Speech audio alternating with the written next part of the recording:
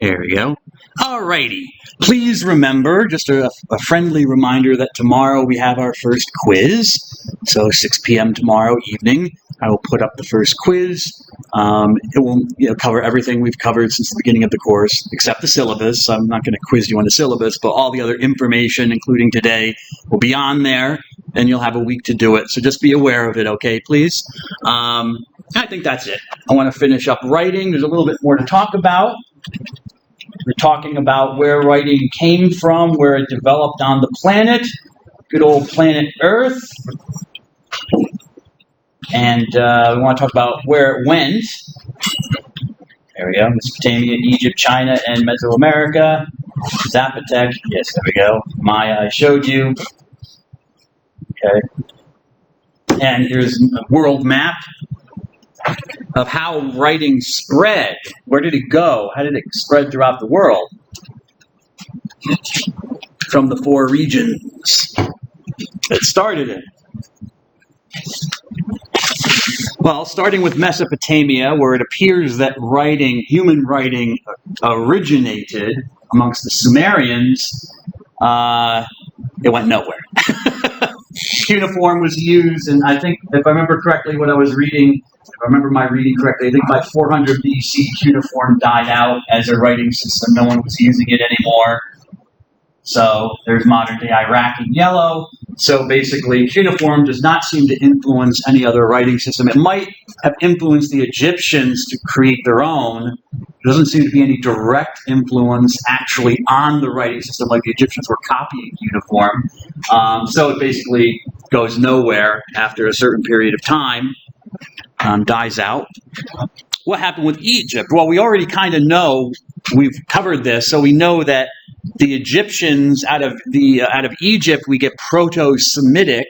I showed you what Serabit Serabit el Kamid, or Kamid, yeah. Excuse me.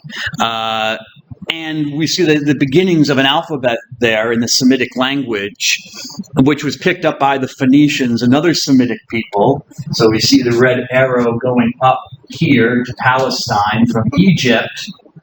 Okay, and from the Phoenicians, it spread out through the Mediterranean. So I have other arrows here, one pointing to Greece, and then from the Greeks, it goes up to the Italians, to the Romans, develop the Roman alphabet. So it stops there, and then of course the Roman alphabet goes throughout the world. The Greek alphabet is just used with Greek. It's never gone on past Greece, Greek people. Also, Arabic is based on this Semitic alphabet. So we have down here amongst the Arab peoples. God bless you. Thank you.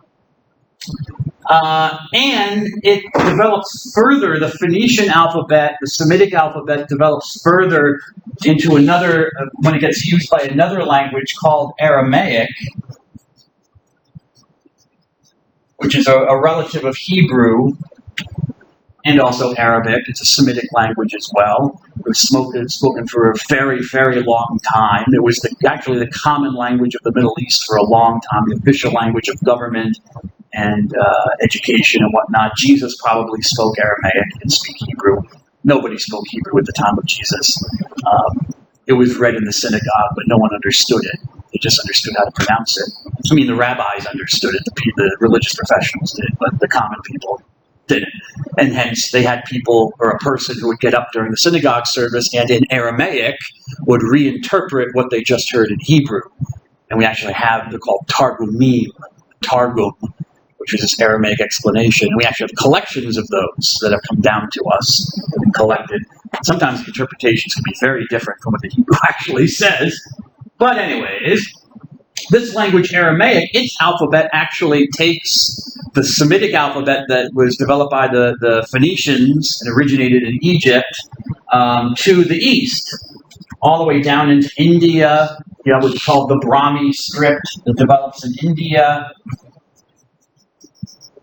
And this script actually even goes up into Tibet, modern-day Tibet, which is in China. Well, I shouldn't say it. Tibetans wouldn't say it's in China. They think it's their own country. But anyways, because the Chinese invaded it back in, I think, the 50s. and spread all its way to Southeastern Asia. So languages like the Thai language that I mentioned to you and Cambodian are based ultimately on Aramaic, the Aramaic alphabet, which is an abjad, I believe. It just had consonants like the other Semitic languages. It even made its way up north into Mongolia and parts of northern China and influenced alphabets there. Did not apparently influence Chinese. Chinese spread out, didn't seem to have much influence, as you might have thought. It did spread to Japan and was used in Japan and spread to Taiwan. And it was used in other places like Korea. They used the Chinese Chinese characters to write Korean words, and I showed you Vietnamese, a form of Vietnamese that used Chinese characters to write Vietnamese and stuff like that. And that was the language of education and government for a long, long time. And they still learn, like in Korea, they still learn a few thousand characters in Chinese and stuff, because it will appear in newspapers and things, in Korean newspapers, even to this day. I had a girlfriend who was Korean. I always used to love to watch her wear Chinese and stuff. It was just so pretty, I wish I could have done that. But anyways, I only have 2 arrows here because even though it influenced other areas, really Chinese, the characters, the writing system is only still used in Taiwan and Japan as an active part of their languages. It hasn't spread anywhere else, really. And what about Mesoamerica? We don't know. We don't know what happened there. How it influenced, or the Mayan script might have influenced others, child systems, you might call them. We just don't know, because we still don't know enough about whether there were any other writing systems that, like the Zapotec seem to have had one, but we can't decipher it. And I guess it doesn't look, it's glyphs, it's carved into stone, but doesn't seem to look like the Mayan apparently. So we don't know what happened in the New World. So there's a big question mark there. All right. So that's our lecture, or my lecture on writing. We'll now turn to the second topic. We talked about what is writing, encountering sacred writing. So we've covered what is writing generally, I think, and we'll talk about the sacred. What is the holy or the sacred? There we go.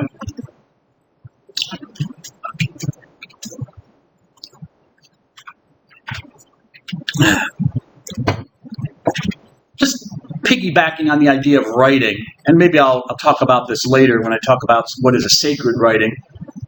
Thinking of God, the Judeo-Christian God. I don't know what God you believe in or don't believe in, but I'm coming from a Judeo-Christian perspective, where God is spirit. He's spiritual, right? Which means he doesn't have a body. He's not physical or material. He doesn't have parts, okay? Which also makes him simple. He doesn't have parts or anything like that. Why would God, if he wanted to reveal something to us, why would he need writing? Why would he use writing?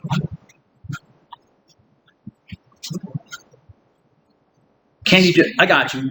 Just let me add to that. Because, couldn't he just enter into your mind and everyone's mind at once and show them what he wants to show? Yeah, go ahead, please. To spread his word, I guess.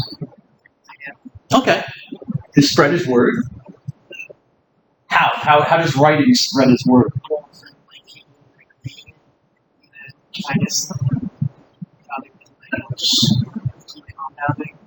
Like copying? Yeah. Oh, okay. Spreading copies. Okay. That's interesting. Good idea. Good idea. With Ms. Jacoby? Yeah. I was gonna say, because we had 3, what you said earlier, why doesn't he just come back? Okay, what do you mean by that? We don't always have to choose it. Even if it's shown to us, even if it's spoken. Even if it's told, it's not a choice.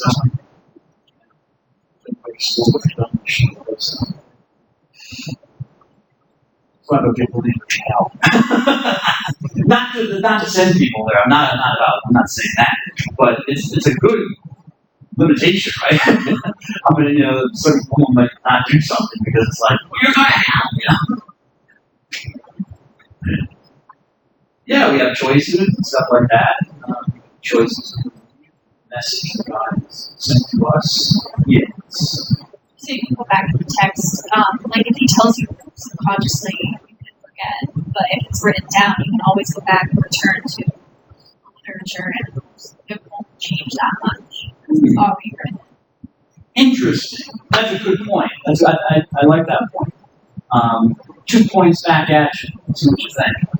The first point, if he is God, all powerful and is capable, why can't he make a permanent to the vision, a permanence to the vision he gives the person, so that it just never leaves their consciousness? It's always a resource so they can look back at it, think about it, reflect on it accurately. I would say because of the development, we didn't get enough to begin with, so it would have to develop it in a new way. Like you would have to alter completely the human mind to keep it Interesting. which he could do. If he's all powerful, he could do that, but Yeah. then it would be like a complete reset of humanity. Okay. If he's all wise, why did you think of that in the first place? Why do you see that issue? I got you. My second point, I got you, sir. I'm coming to you. My second point I was going to make, or was just curious about, is writing. Is writing that reliable? Because you have people who have copies of copies of copies, especially in the ancient world. People make mistakes all the time, so they can miscopy, lose a page. Well, I would say it's easier to be accurate, especially because words can be translated differently. You can say one thing and actually you can still mess up. So even if it's written down, and if there's multiple versions and they're similar, they're all saying similar things, you can like compile them together and you can have more accuracy. Because maybe one thing is like stating something and then something else is stating something similar, just in different words. You can say, okay, that topic, that idea is reliable because it's in two different writings. If it was just one person saying it and you have no one else to vouch for it, how true is it? Yeah. No, I like that one. That's a good point. That having versions is helpful. It's actually it's not a detriment to have actual different perspectives. Yeah, this Well, it's not, I was actually consistent. Maybe something that's left like interpretation. Didn't do something like that so that everyone would have a teach, I guess.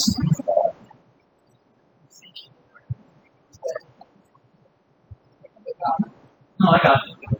So are you saying that like a writing acts as control or something, so people aren't thinking in their own way? Or? No, not restricting it. Oh, okay. More like, so, like, similar to what you're saying about why does God just put something's great, so they can always know exactly. But he doesn't want us to know exactly, like, what's his signature. Oh, interesting. Yeah, interpretation versus, okay, that's More than a correct. yeah. Well, that's an interesting point. I haven't thought about that. Very good. Yes, interpretation, hermeneutics. We'll talk about hermeneutics later. Yeah, God wants us to think. He wants us to think about it. In fact, has anyone read Providentissimus Deus yet? Has anyone delved into that yet? It's okay if you haven't. I don't. No, I'm kidding. I read it. I made sure I read it before the course. And I've read it. I've been aware of it. Okay. But yeah, that's one of the interesting points that Pope Leo makes in Providentissimus Deus, where he talks about might there be things that look like they're erroneous in the Bible or unclear. Why doesn't God make things so clear in the Bible? And it's to propel us on, or to push us on to interpret, to think about what does it mean, what is told to us. And that's a good theological reason, okay. Sometimes I think it's just like, the writer told us as much as he or she wanted to tell us. They didn't maybe go into as much depth as we would have liked. It happens all the time. You're watching a movie or you're reading a book and you're like, oh, I thought they were going to go more into that and that relationship or that something. or they're going to show this in the movie. They don't. I wish they had done that. And the same thing with the Bible. God's working with a human being. Might be like, well, I've told them enough that they need to know for this. I won't go on into that. Okay, interesting. There's something to think about because, why would God need the technology? We need technologies. God doesn't have any artifacts. He doesn't need tools to make things or need to make tools. And I'm not assuming that God physically wrote anything, like any of the religious books. But some people do have that notion when they're talking about sacred writings, especially the Bible, but they think it's like a dictation in a way where God, or kind of what's the word I'm looking for? An ecstasy where the human person is there, but God takes over the person and kind of and puts directly into the person's brain the words that he wants, and even moves the person's hand, the will to write what God wants, and stuff like that. But then, of course, there's the question, why in some parts of the Bible does God write with such poor grammar? Did he have the Grammarly app? Come on. He's the Lord, Download it, Lord. Subject-verb agreement. Oh, man. Have you seen Yahweh's spelling? Sacredness, or we could also say holiness. Okay, look at this picture. This is a picture. Does anyone know who that is in the pointy hat? Huh? Ms. Don't tell Bolton? It is the Pope. Which Pope is it? Can you tell? No? Okay, that's fine. It's the current Pope. I'll give you that hint. The current Pope. Yes, Ms. Jacoby? Pope Francis. Yes, Pope Francis. Pope Francis the First. First Pope to take that name of Francis. Just a symbolic action. Popes don't have to take another name. They could use their own name, but customarily they take the name of someone they want to emulate, a holy person. He wanted to emulate Francis, an Italian saint named Francis of Assisi. And he's laying his hands on the head of a man, presumably a man. Could be a woman with short hair, but no, it's a man. Wearing certain clothing. And what do you think he's doing here? Does anyone know? Has anyone ever seen this? Have an idea what this might be? Mr. Plain English. That Ash Wednesday thing? Ash Wednesday. What happens on Ash Wednesday? They put charcoal in there. Yeah. Yeah, ashes. They burn up the palms that were used on Palm Sunday from the previous year, and they blessed palms, and they save them, and they use them on Ash Wednesday as a sign of repentance. People, it's a custom, in the ancient Near East, but in other cultures as well, people would, take mounds of dirt or handfuls of dirt and put it over their head if they were grieving or they were showing repentance, they were sorry about something, and so the custom just has continued. In the Roman Church, I'm Eastern Christian, I'm Eastern Catholic, we don't have an Ash Wednesday, we don't do that. The time of Lent or the Great Fast just simply begins. There's no ceremony for it. But in the medieval times, they developed this ceremony in the Roman Church. Okay, fine. Yeah, we can't really see what he's doing to the guy's, if he's doing anything to the guy's forehead or putting ashes on there. So yeah, maybe it could be an Ash Wednesday thing. Does anyone have any other, that's a good guess, but does anyone have any other guesses? Or reasoned assumptions, I should say. Yes, Ms. Jacoby. Giving him a blessing. Ooh, okay, yes. Which also, Ash Wednesday is kind of a blessing too. Yes, kind of giving a blessing in a way he is, yes. We're not fully there yet, but yes, he is kind of. Ms. Wenrick? A healing. He has his hand on him. A healing. Oh, that's interesting. I wonder what you never know. The guy could have, a pimple like me. He gets a healing. No, usually people don't go to a priest for a healing on like that. Maybe it's something like it's major, you go for a healing. Could be a healing. Healing. Yes, you could extrapolate that to be. Still not it, but that's a good response. Yes, but Jacoby. Is the other person becoming a priest? Why do you think that?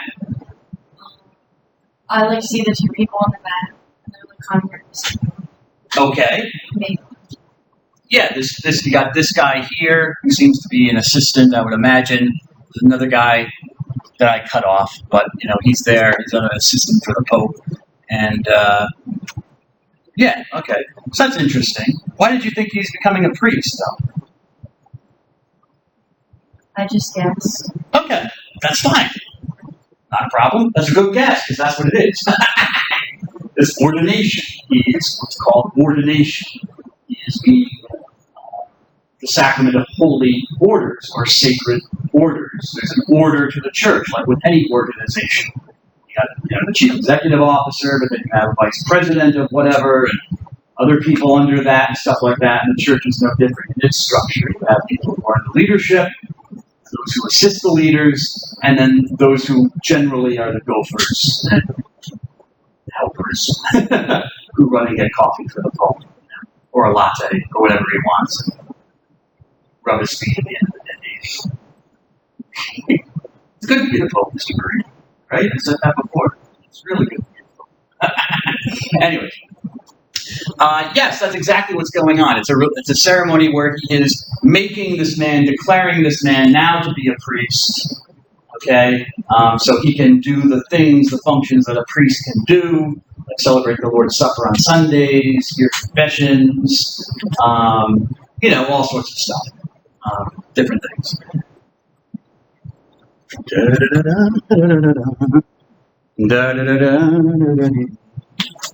What is this? What is this? What's going on here? First of all, who is this? The man. I mean, not the woman. She's not important. Sleepy Joe. Sleepy Joe. Okay. Who is Joe Biden. Joe Biden? Who is President of the United States? Okay. But not yet, actually. He's in the process of becoming it, yes? Yes, I think. No? He dropped out, yeah. He's gone. He needs the picture. Thank you, Mr. Kazin. That's okay, Mr. Kazin. I was like, what? And he always will be President Biden, yes? Yeah. Because they do that, even though when they're ex-presidents, they're still treated like presidents in a way. Yeah, what's going on here? What is it? He's going under oath. He's taking the oath of office, right? What do we call that?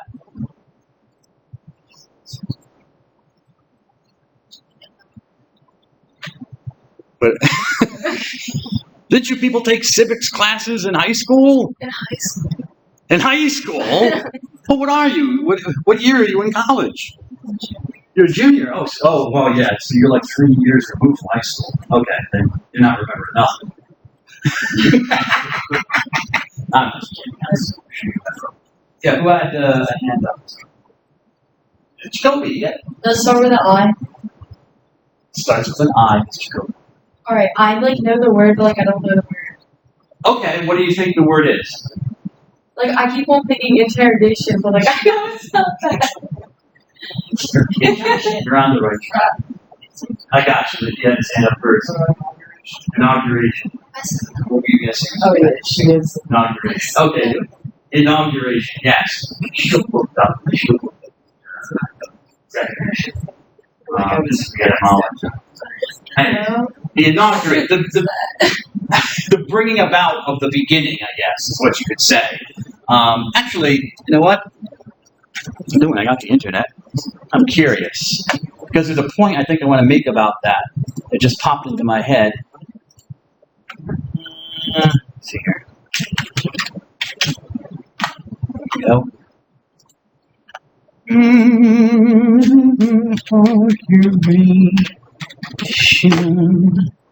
Okay, so ceremonial induction or leading into office or putting someone into office. Okay, but that's not what I want. I'm interested in the etymology.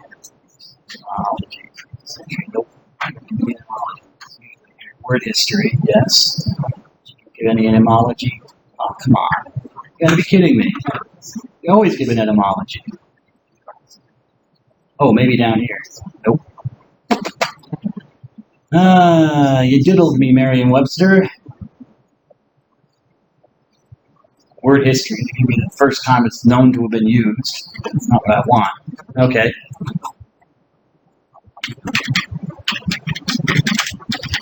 There's a website that does etymologies.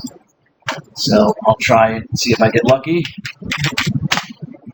There we go, inaugurate. Okay, good.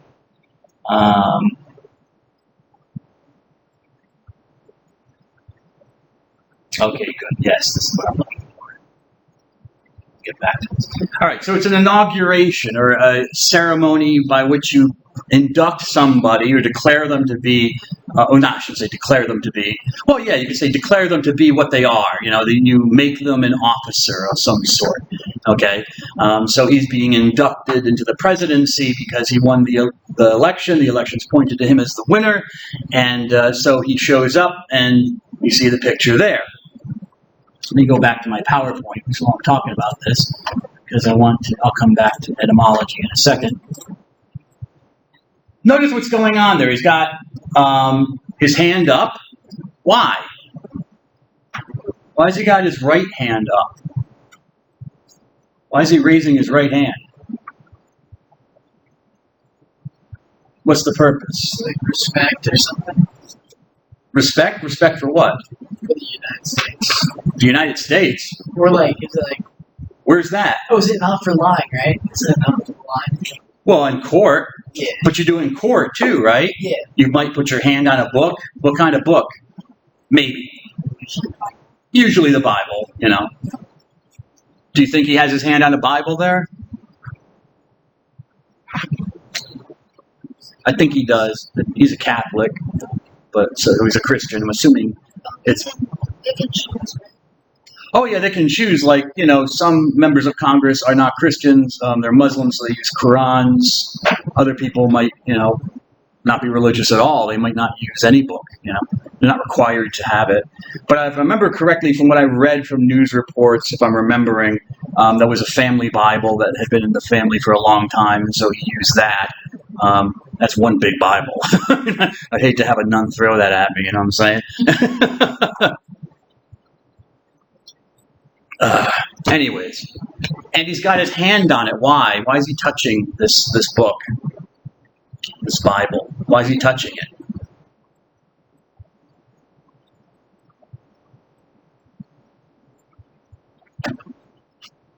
What's the purpose of having the person touch this book?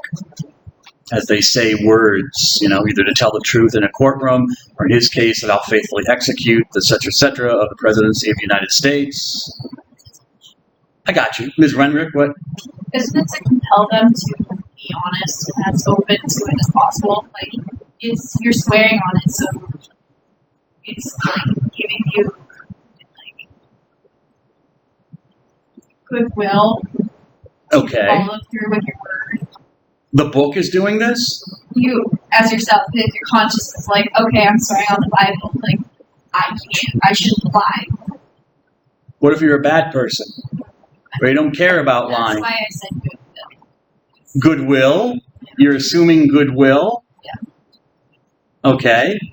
And I guess putting his hand on this book is what means symbolic to show what's going on up here? That I will do what I'm saying I'll do? Does that always happen? So it doesn't really work, does it? I mean, you're still. I mean, because it's like the fox, having control of the chicken coop. You're the one swearing it and showing it by placing your hand on the Bible, but ultimately it has to come back to you. You're the policeman, you're the judge and the jury in the court, deciding whether you're going to do something or not. Really, so you can be crossing your fingers while you have your hand on the Bible. So is it a meaningless custom then? Mr. O'Neill? Yeah, I guess choose your. Okay. What if you're an atheist? Say God that. You're not sure.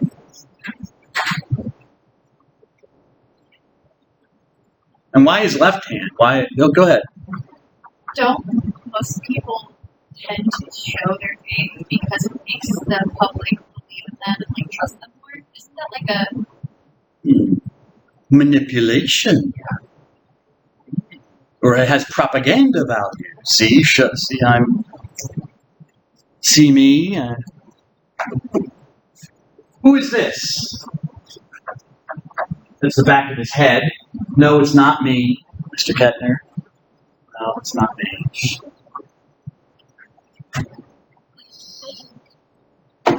Who is it? Who gives the oath of office to the president of our country? 60 days until the election, Lord. So some of them are going to be voting.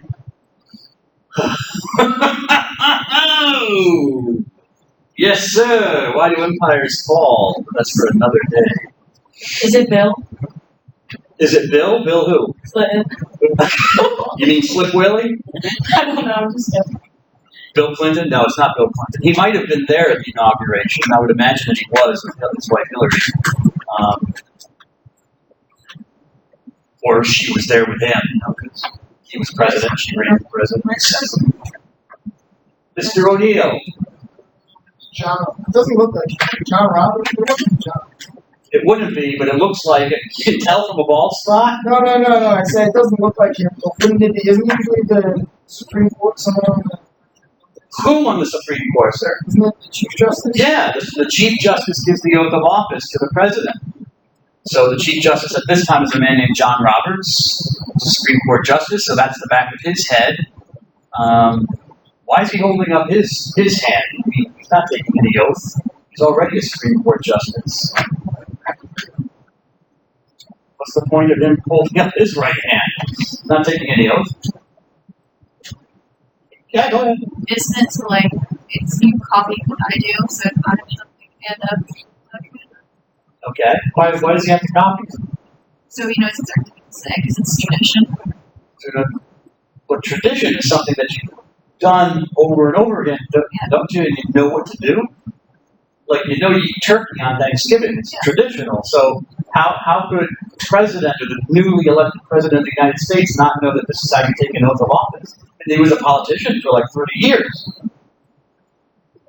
I got you. I'm just playing devil's advocate. I'm just messing with you. I'm just like, oh, wait, Mr. O'Neill, what? I was like, it's like passing the torch. I guess you could say that he's giving his affirmation that Joe Biden or whoever will be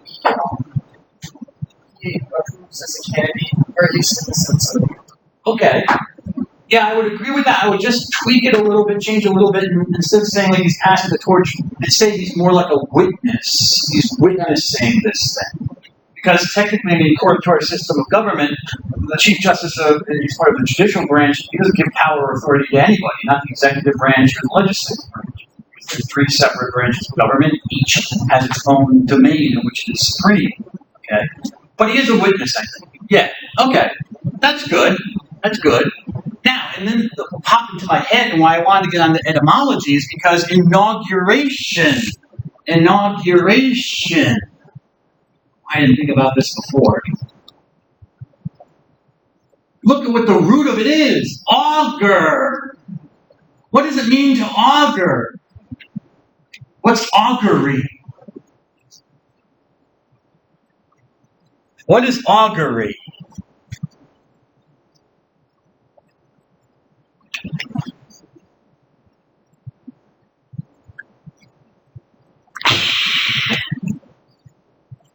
What's augury? Ms. Don't tell me. Oh, I know. I can remember your name, Mackenzie Donnelly. That's all of them. This is just a guess. Go ahead. Is it when you're being sworn in? Sworn in? Okay. Yeah, it's used for that process. But that's a good guess. So we're on track here. We're getting somewhere. Does it sound familiar? Does anyone else want to take a guess, maybe, or just take a shot in the dark, maybe, if you just suggest anything to your mind? Or go ahead, Mr. Kazin. Like, going to be there in like the future, something like that. Ooh, the future. That's a good guess. Yes, that brings us closer, actually. Yes, that's actually very good, Mr. Kazin. You stepped on something. Something good, though. You know, not a burning bag of something else. Who put this on my door? Oh, you must have crossed somebody, Mr. Kazin. Augury. Okay, augury is a practice. It's a religious practice. It's a spiritual practice in the ancient world, and still today, some people might still practice it, where you have a religious person, a professional, a shaman, a priest, or somebody, and they cut open an animal, cut open its innards, and then you take out the innards, the liver, the intestine, and by going through them and seeing what condition they're in, you try to make predictions, future, about what the gods are trying to tell you about what is or what might happen. So the future as well. So it will be part of a ceremony. It would be part of the ceremony like in ancient Rome. You know, when you had a new emperor or somebody, the priests of the temple or the priestesses would perform augury. They cut up an animal or something to see what are the omens. What are the omens? What are the signs? I'm right there with you, miss. I got you. What do the signs tell you? Will it be a good period of government? Will it be problems? Who knows? You know. There's actually a story, just to throw this out there, of when Christianity emerged, and there were actually even Christians in the Roman government. One of the time people got angry with the Christians because when they were performing like augury, which was a regular part of government process, religion and government, they didn't see any difference between religion and government. As you can kind of see here. I mean, people don't give any mind to the fact that he has a Bible. Isn't there supposed to be? Yeah, so what if you're a Muslim? What if you're an atheist, not a Christian?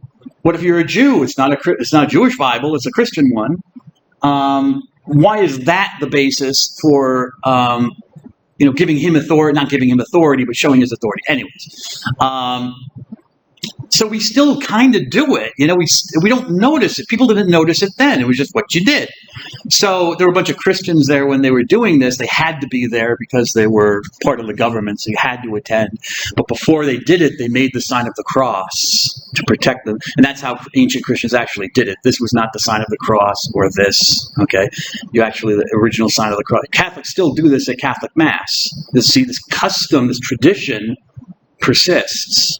Okay, and Catholics don't know why they do it, but this is actually, they made the sign of the cross to ward off the demons because they thought it was demonic, it was diabolical, it was evil, it was evil spirits.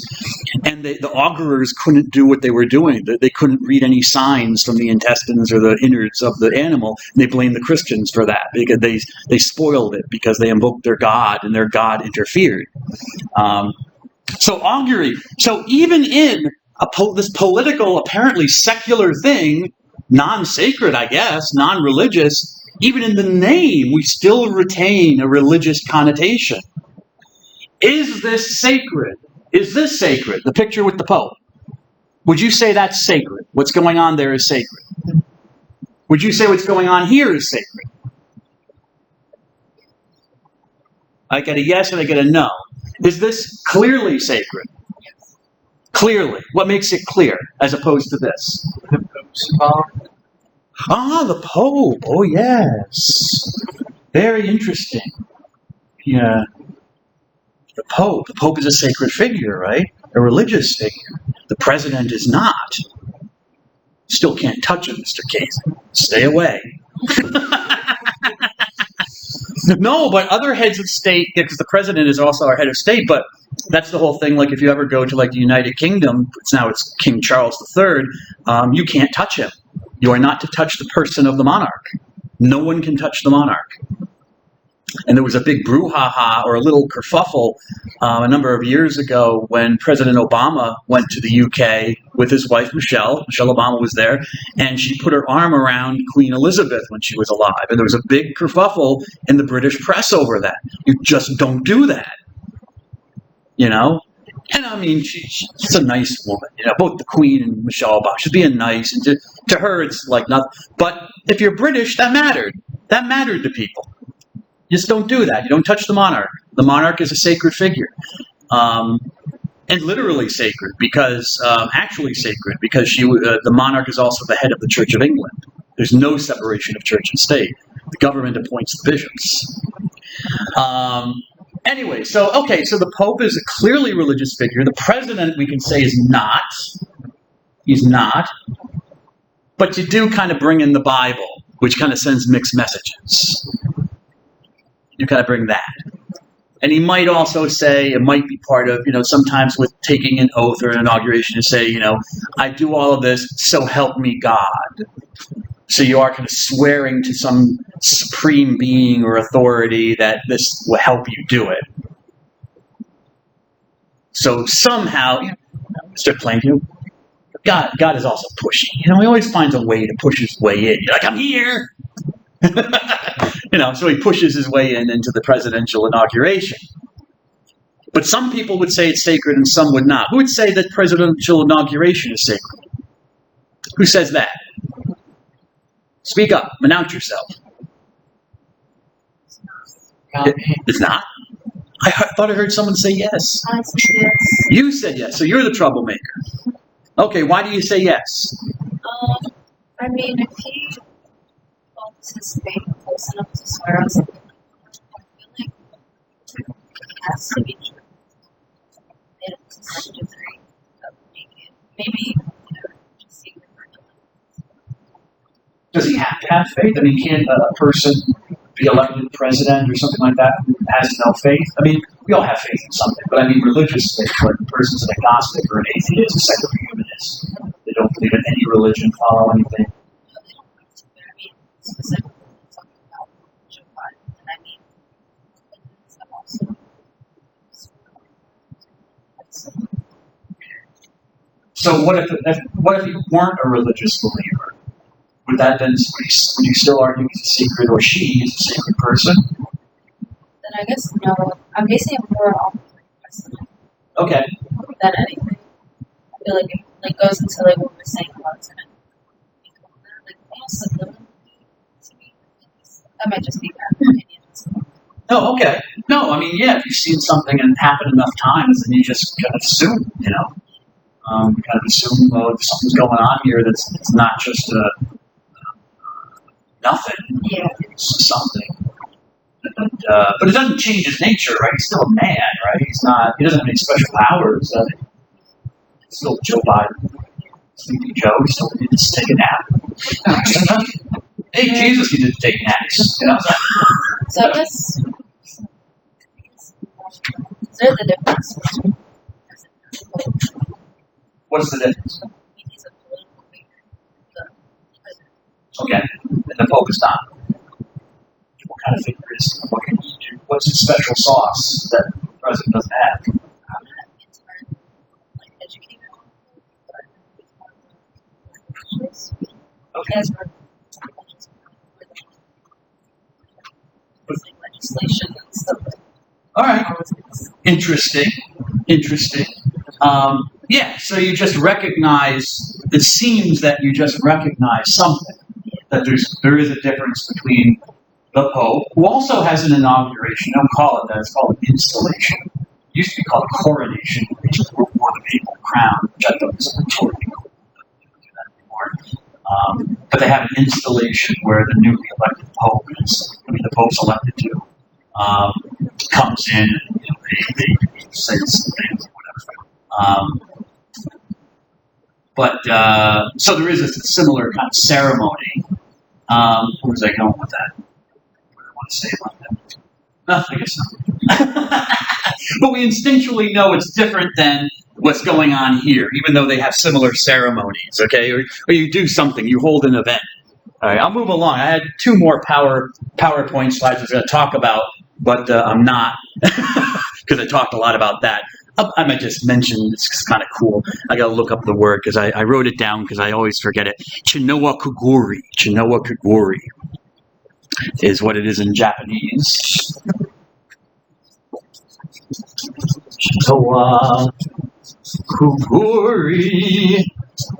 And it's part of the Shinto religion, which is the native religion of Japan, which is centered around spirits and the worship and honoring of spirits. This is kind of like, is this the spring? Let me look this, is it Oh, I didn't write it down. Anyways, during a certain time of the year, people walk through a grass hoop, which is meant to kind of purify you for the rest of the year, the next half of the year, purify you from whatever bad things might be attached to you. You see, you have there the Shinto priest, and they walk around it like a figure 8. You walk around like this and come through, and then you walk around again like that and come through. It's kind of like a figure 8, and it's part of their religion. Yeah, but people walk through stuff, and that's, now that I told you that, you might say that's sacred, but if I showed you this, people walking through a bunch of balloons to go into a building, it's prom. It's prom night. It's nothing sacred about it at all. And we kind of know that already. We see these two dudes. This is from Hinduism. The guy on the left is a professor, and the guy on the right is the Hindu priest, and he's showing him how to participate. They're offering fire to the elephant god, Ganesh, who's like the god of education and knowledge and stuff like that in Hinduism. It's actually a little boy. His father, I think it was Shiva, I have to remember, because I go over this in world religions. I think it was Shiva got pissed off at his son Ganesh, cut off his head, threw it away, and the mother was like, what are we going to do? So the mother got pissed off at the husband. She's like, what did you do now? So, okay, the kid needs a head. You got this little baby walking around with God blood spurting out. So Shiva then goes and takes an elephant's head and sticks it on top of his kid. And so he's this little boy with an elephant head, Ganesh. Religion's fun. Don't do that to a real child, please. Because it doesn't work.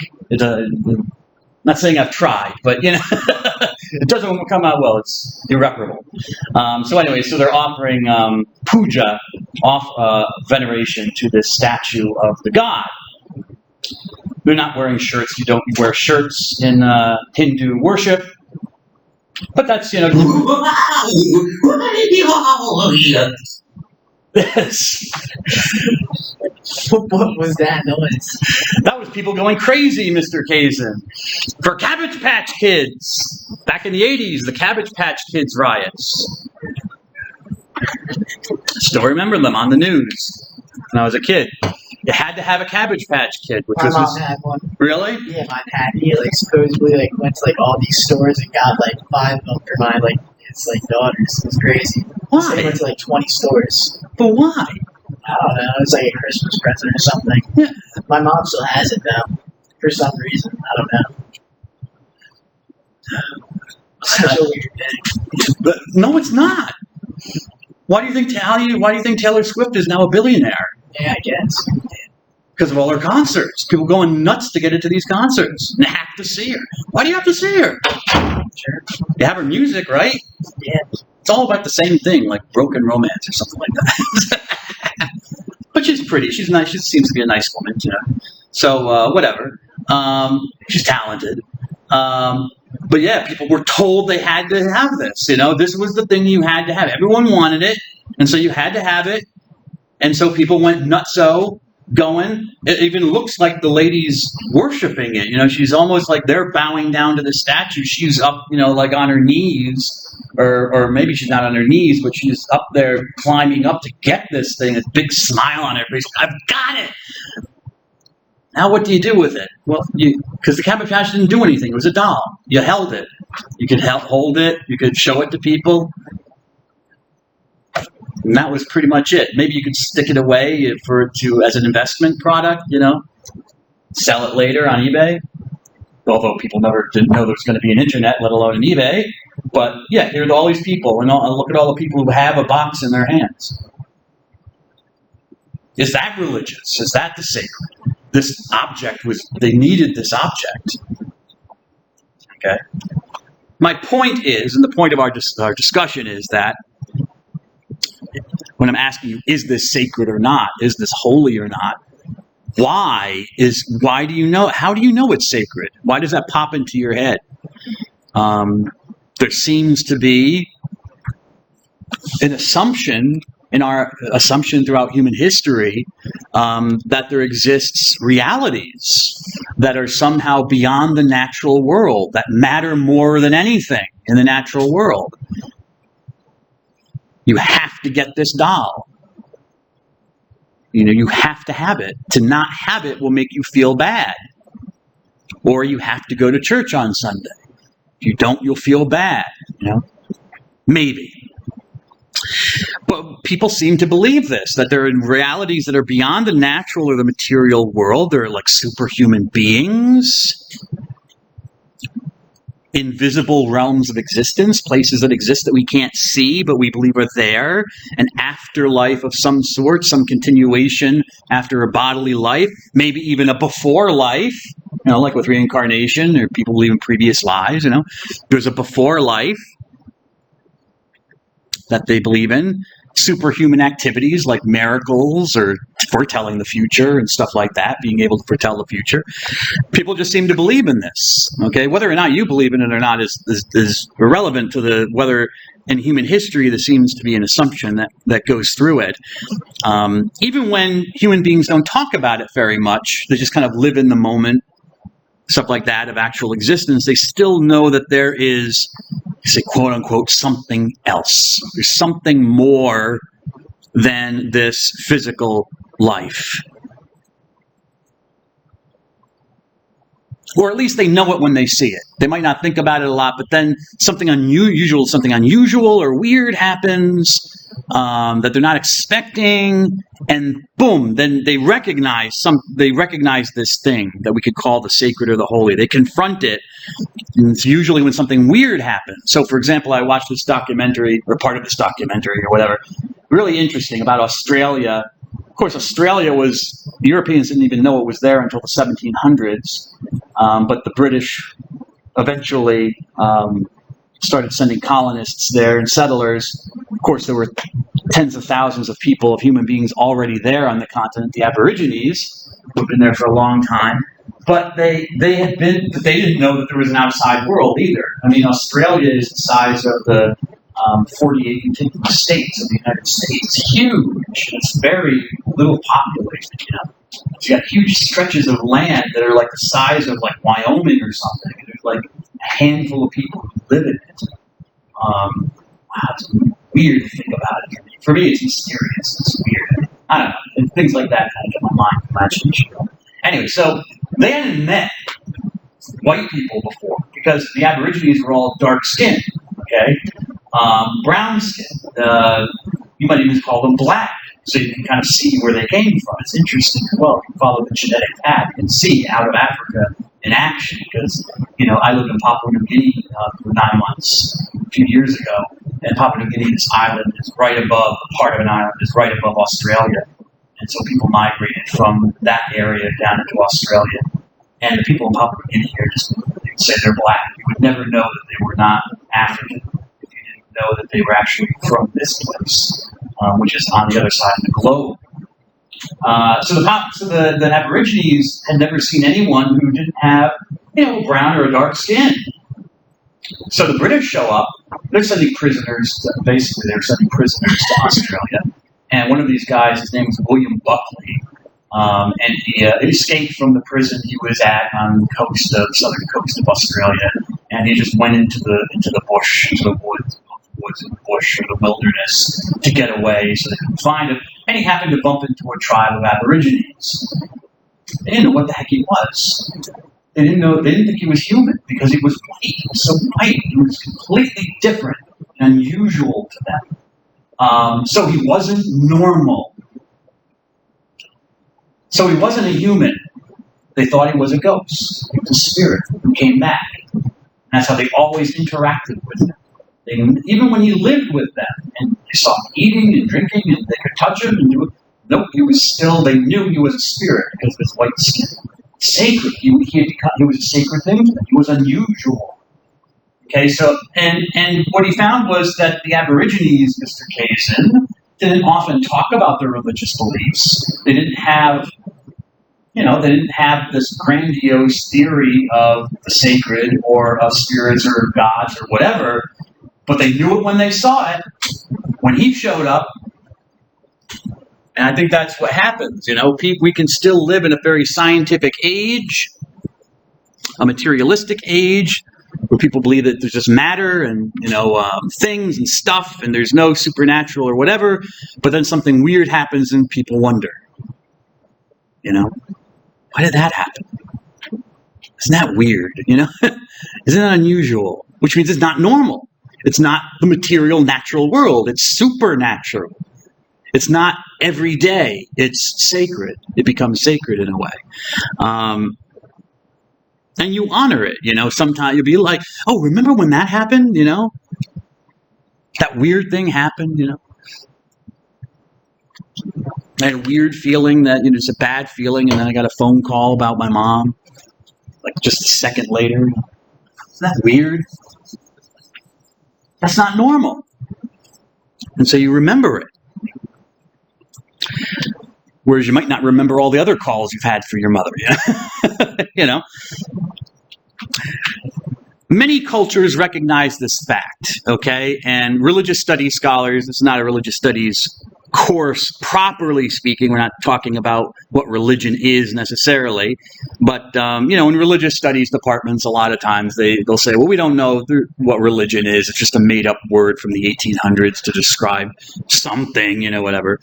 Which might be why a lot of universities are closing down religious studies departments or merging them with anthropology departments because, if you went into a biology class and the biologist is like, yeah, we really don't know what bios means, life, living things. So I can't really tell you what we're going to be studying, but for the next 4 months, we're going to be studying something. It's like, what am I getting credits for? Why do we have a biology department if you can't define what you're studying? No, I'd say that there is a thing called the sacred or religion because you can see it. Maybe it's not called religion or the sacred, but people use words to describe this fact. So starting with Greek culture, for example, ancient Greek culture, they referred to it as the divine, theos, based off of the word theos, which means God. The word theos means God, and you add an I to it, or an iota, and you get the divine, okay, something of a God. Okay, so theos. So there, for them, it was specifically gods or spirits, superhuman beings, the divine. Anything that was connected to them, to the divinities. And then they use the further word threskeia, eta long E, so it has a line over it. It's a different letter in Greek, which meant the worship or devotion you showed to the gods. It could also be used for devotion just in general to people, but it was a word that was often specifically used for the devotion that you would show to the theoi, those divine beings, those divinities.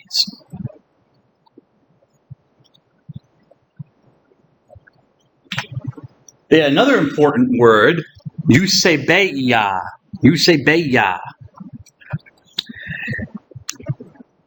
which kind of means good worship, but anyways, which meant the reverence, the respect, and the commitment, the loyalty that you would have towards a God, that you would show towards a God.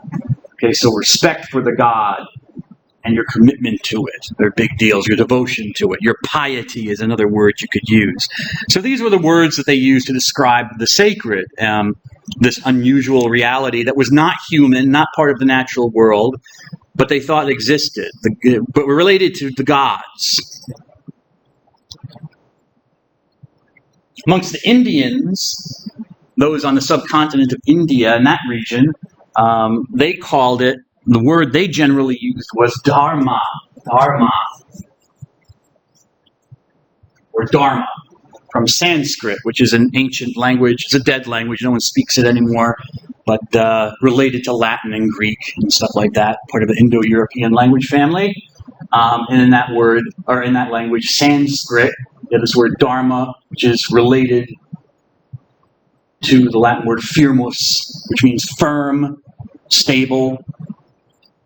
And that's a foundation, and that's kind of like how dharma literally means. Dharma, it means that's a foundation or something which supports or establishes something else. And in the case of the Indians and their view of the sacred, it was what ultimately established the universe, undergirded the universe, and made the universe come into existence and be what it is. Dharma. And this Dharma, or this establisher of the universe, was conceived as divine. Not a person, not a being, but just divine, period. It was just godlike. Something. Just thing. Okay? That from which Dharma arose. Generally, the word came to have a lot of other meanings, so it doesn't just mean something which supports, like a foundation, but it came, ethical activity like morality. Okay, Dharma, it can mean law. A lot of times it's translated as law and stuff like that. But it also can mean virtue, more conceptual things like your virtue, acting correctly. Just say that for virtue. Or your duties. Oh, that's a big one for Dharma, duty. Because it's the way the universe is supposed to work. So it means your right conduct in life, your duties. And you have to follow your Dharma. Following your duties in regards to your standing or position in the life or in community. So your duty right now is as a student. That's one stage in a Hindu life. And so that's what you should be completely absorbed in. And that's what you have to do. You have to follow your Dharma. To not follow the Dharma of your situation is a bad thing. And it's worse to try, and it's said that it's worse to do another person's Dharma well than to do yours badly. So it's better that you follow your Dharma and be like a bad student, like a D student maybe, than you don't be a student in this stage of life and you try, to open a business or be an entrepreneur and become a millionaire overnight. You might say, well, I was successful. Not in the eyes of Hinduism. Not from your karma. You didn't follow your Dharma. There'll be consequences, negative consequences from that. But Dharma can also be used of the rituals, so right conduct and right order, but the right conduct and the right order in worshiping the gods as well. Okay, these superior beings who also come out of the universe for Hindus. The gods are just different beings that originate out of the cosmos. You and I weren't lucky to become one. And they roll by their own rules, and you have to placate them. You have to please them. That's part of your role as a lesser being, is to honor and reverence these higher levels of existence, the gods and goddesses, and even the demons, who are the bad gods and goddesses, because they're bad ones. You have to make them please them so they don't hurt you and that they benefit you, but you have to please them correctly. If you do not worship them according to the right ritual, then it can come back on you and hurt you. So the Dharma can also refer to religious ritual, the rituals you use to honor the gods, hopefully properly, and the spirits. So there are all sorts of rules about how you have to worship. In China, and a lot of places in Eastern and Southern Asia, the idea was the Tao. The Chinese word Tao. We'll sometimes also see it written as Tao, the Wade Giles writing system. But nowadays, they've changed that. It should really be pronounced like a D, Tao, or Tao. I still say Tao because that's what I grew up with. It's too old to change right now. But I'll give you Tao. All right, in Tao, what does Tao mean? Tao is like Dharma, has a wide range of meanings. Its original meaning was simply a road. Any road or pathway, that's all it means. The road or pathway to follow. That's it. Very simple, very direct. But it takes on broader meanings, based on the simple meaning, to become any kind of principle or teaching or a guide. So the Tao is a principle, the principle of nature. So a lot of East Asian cultures, China, Japan, Korea, refer to the Tao. And the Tao is how humans are supposed to behave towards the universe around them. This includes the gods, the spirits. It includes each other, other humans. It includes nature, the trees, the bushes, the rocks, the mountains, the water. But also, Tao generally means how the universe is supposed to work. So here we kind of see a conceptual connection with the Dharma in a way. It's like Dharma is the foundation of the universe, and the Tao is how the universe simply is supposed to work. When you look up into the sky and you see clouds, pretty clouds and stuff, you don't ask how clouds form, where they come from. They simply, that's just the Tao. That's just the way they're supposed to be.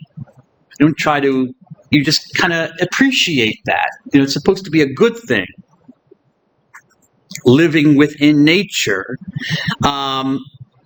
But it also does include, where am I here? Oh, exit. But it also does include, as I said, your relationship with other gods and spirits, because they're just part of the way the world is too. They just assume that gods and spirits and demons, they all existed, and they also have their requirements of how, just like nature has its requirements, and you respect those.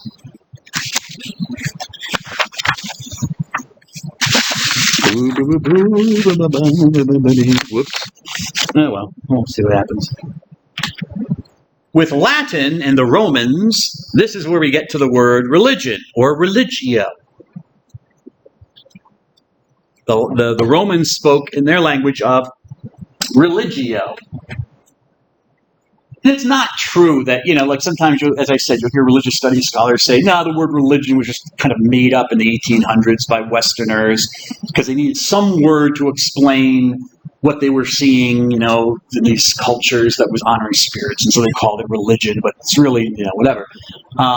No, religion appears, at least in English, like in the 1300s, like 500 years before the 1800s. So religion has a long patrimony, a long lineage in the English language for describing people's relationships to gods. Not totally sure where the word comes from. Most scholars seem to agree or think that religio comes from these two words in Latin, ligo, ligare, which, like the word link in English, okay? Related language, link, to link something, so to fasten, to bind, to tie together. And they kind of get that idea, that's what religion does. It ties people into a community, I guess, is kind of how you might look at it.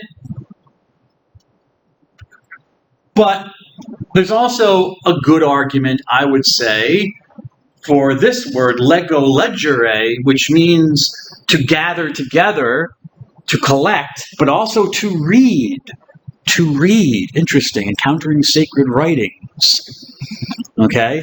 I just find that interesting. I'm not sure what I want to do with that or what I want to make it with it, but,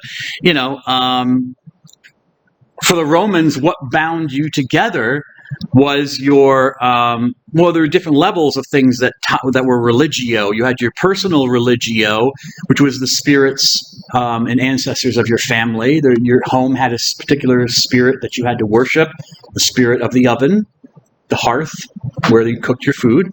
Then you had the spirits of your family and your ancestors, the people who lived there before, so you had to worship them. Then you had the spirits of your town and your community and the gods that your community, maybe you have a special temple to a god, and so you worship that particular god or goddess. And then you had the gods and the spirits of the nation, the Roman state, that you really did have to worship, because if you didn't and you made them angry, then that could harm the political environment. So these are all things that bound people and fastened them together into the community. I'm still not sure where to put in. It's just interesting to me that it could have a relationship to reading. That might be where the word ultimately came from. Reading scriptures, I guess, sacred writings, although not every religion is big on sacred writings. A lot of them are. But, if I come up with something else, I'll mention it. So these human ideas, threskeia, dharma, Tao, religio, whatever, whatever the terminology, describe the existence of something, I would say. People are experiencing something, even if they're not using the same word, but they're describing something that they're experiencing. And humans have developed and constructed things, systems of ideas and activities to understand this something and to interact with it. And I think I'll end there. Yeah, that's a good place to end, I think. I'll have a good weekend. I will see you next week. God bless you all.